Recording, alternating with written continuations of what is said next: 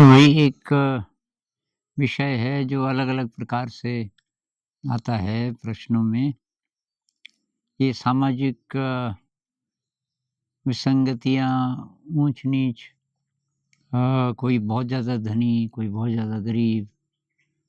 तो इससे रिलेटेड सवाल इस प्रकार के होते हैं कि ये क्यों है समाज में इतना ज़्यादा फ़र्क क्यों है?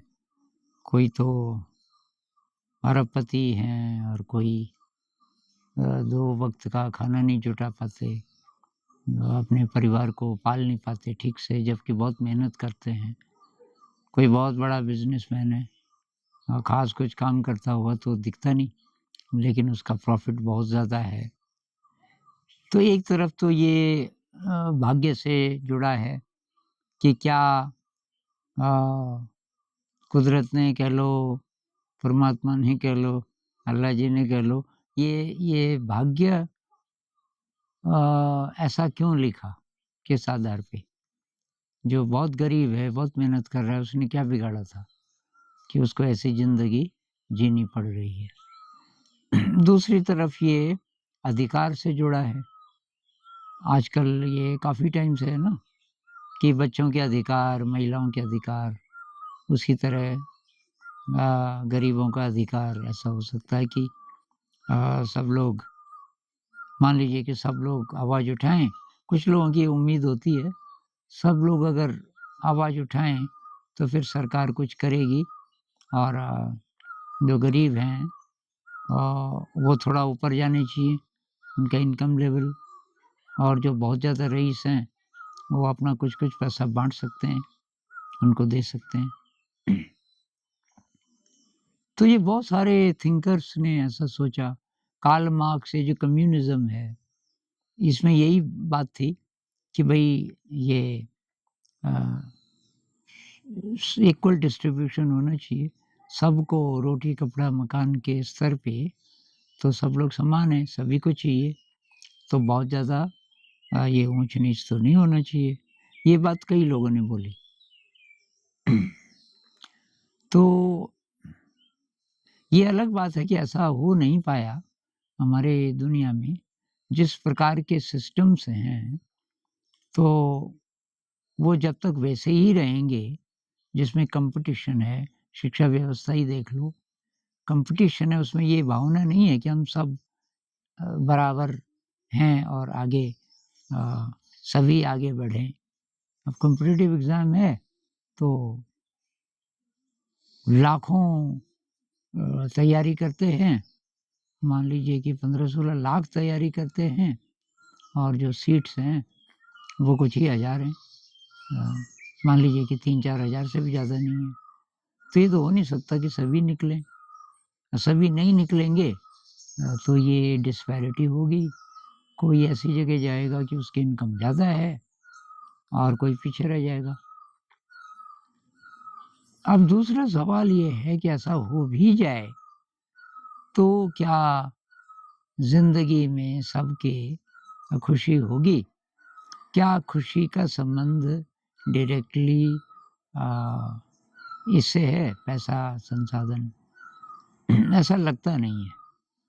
जो हम करोड़पति, अरबपति बोल रहे हैं, बहुत बारीकी से छानबीन अगर कर सको, आपको खुश नज़र नहीं आएँगे। तो खुशी का उनकी दौलत से संबंध नहीं है। उसी प्रकार से कोई एकदम गरीब आदमी है, जिसके पास साधन बहुत कम है और खुश नहीं है, उसका भी एनालिसिस किया जाए, तो पता चलेगा कि उसकी जो नाखुशी है, मतलब असंतोष है, उसका भी कारण ये नहीं है कि उसके पास सीमित साधन हैं। उसके साधन सही कर भी दो, ज़रूरी नहीं है कि वो खुश हो पाएगा। तो इसमें 2 असम्पशन्स हैं जो दुःख के का कारण है। जब तक हम उन 2 असम्पशन्स को मान के चलेंगे, दुःख रहेगा जीवन में। पहला असम्पशन ये है कि असम्पशन कह लो, टेंडेंसी कह लो कि आप तुलना करते हैं औरों से। अपनी ज़िंदगी की कीमत आप लगाते हो और लोगों के जीवन स्तर के आधार पे। जैसे मान लीजिए मेरी इनकम बहुत कम है। अब मैं अगर ये कहूँ मैं गरीब हूँ, किस बेसिस पे? क्योंकि मैं तुलना कर रहा हूँ कि कुछ ऐसे लोग हैं बहुत सारे जिनके पास मेरे से ज़्यादा पैसे होते हैं और वो ज़्यादा खर्चा कर सकते हैं। तो खर्चा मैं भी ज़्यादा कर पाता तो अच्छा होता।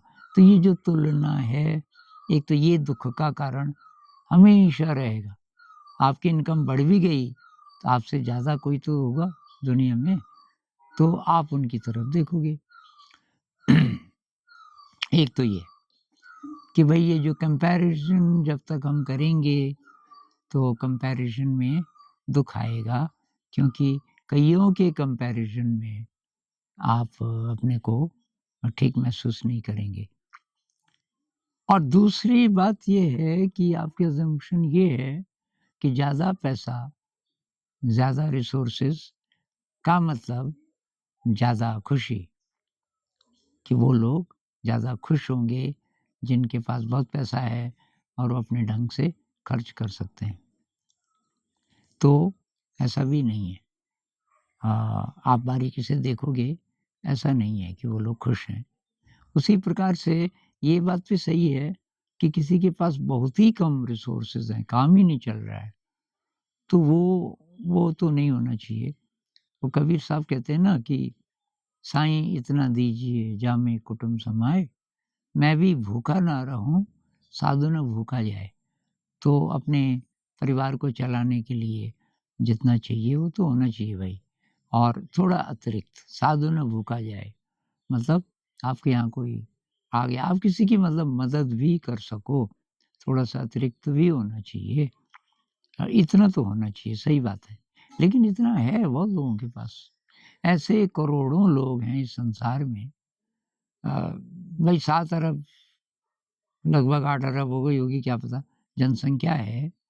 तो करोड़ों ऐसे इंसान हैं जिनके पास ये अपना भरण-पोषण करने के लिए, परिवार को सपोर्ट करने के लिए हैं रिसोर्सेज़, लेकिन वो खुश नहीं है। खुश क्यों नहीं है? कि और ज़्यादा चाहिए। तो जो और ज़्यादा की अनावश्यक धन की, कबीर साहब बोलेंगे, संत लोग बोलेंगे अनावश्यक है। भई जब आपका काम चल रहा है, थोड़ा अतिरिक्त भी है, अब क्यों तुम पीछे भाग रहे हो? हाँ, कोई ऐसा लक्ष्य है कि उससे आप कुछ समाज की भलाई करने वाले हो, उससे आप कुछ चमत्कार करने वाले हो, तब ठीक है, तब तो आपको चाहिए पैसा।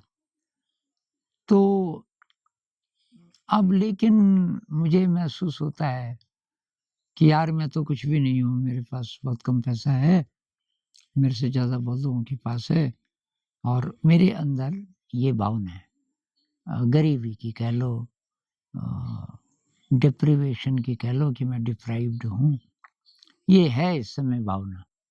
तो अब ये कैसे दूर होगी? क्या करना पड़ेगा? तो कुछ देर के लिए समझ आ भी जाए कि कंपेयर नहीं करना चाहिए। भई मेरा काम तो चल ही रहा है।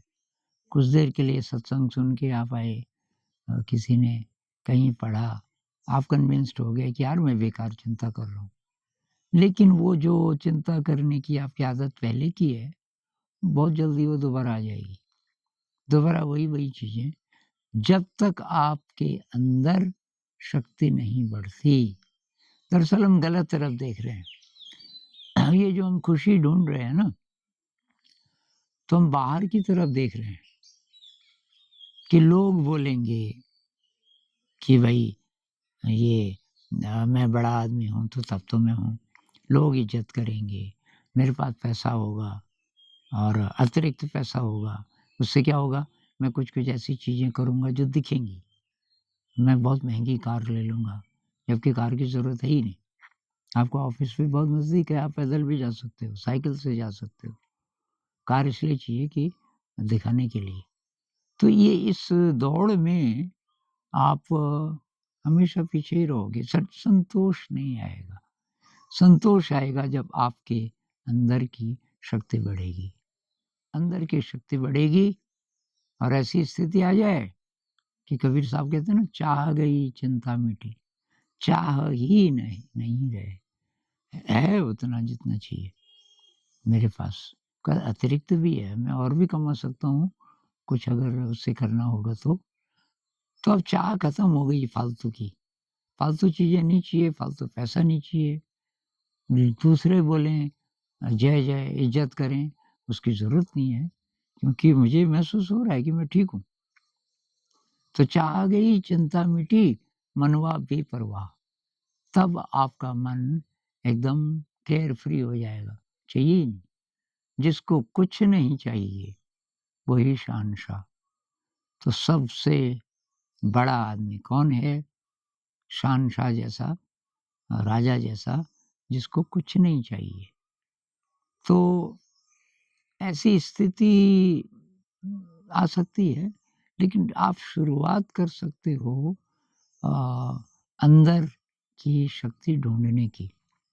वो होगा ध्यान से। आप ध्यान का अभ्यास कीजिए रोज़ और निस्वार्थ सेवा कीजिए।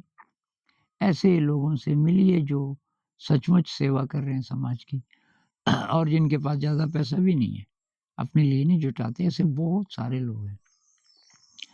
ऐसा लिटरेचर पढ़िए। ये ऐसे संत जैसे कबीर साहब हैं, तो उनके बारे में कि भई कैसी ज़िंदगी जी उस आदमी ने। कपड़ा बुनता था और ये कपड़ा बुनते-बुनते उसी से मतलब रोज़ी-रोटी वही थी कपड़ा और तो गरीब आदमी थे, लेकिन इतना हाई कैसे थे?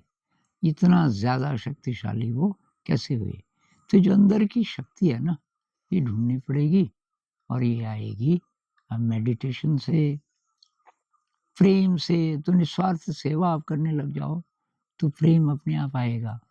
ये ग्रैटिट्यूड के अभ्यास से कृतज्ञता जो है आपके पास, तो उसके प्रति कृतज्ञता और ऐसे-ऐसे अगर आप अभ्यास करोगे और रोज़ कि भई, हे ईश्वर आप किसी बड़ी शक्ति को मानते हैं तो ठीक, नहीं मानते तो आप नेचर को तो मानते हो ना, कुदरत को, जिस शक्ति ने आपको पैदा किया और जो शक्ति आपको ये प्रकृति मतलब आपको साँस मिल रही है, आपको पानी मिल रहा है, रोटी, कपड़ा, मकान मिल रहा है, तो भई धन्यवाद। हे प्रभु, हे अस्तित्व कुछ भी कह लो, आपका धन्यवाद। ये रोज़ बोलिए, सुबह उठते ही, मैं धन्य हूँ, मेरा जीवन बहुत अच्छा है, क्योंकि बहुत लोगों को खाना नहीं मिलता 2 टाइम का। तो इस पे ये काफ़ी बड़ा विषय है, इस पे बातचीत करेंगे और लेकिन आप अभी से थोड़ा ध्यान करना शुरू कर दीजिए, मेडिटेशन, उससे आप ही के अंदर की जो शक्ति है, आपको महसूस होगी। नमस्कार।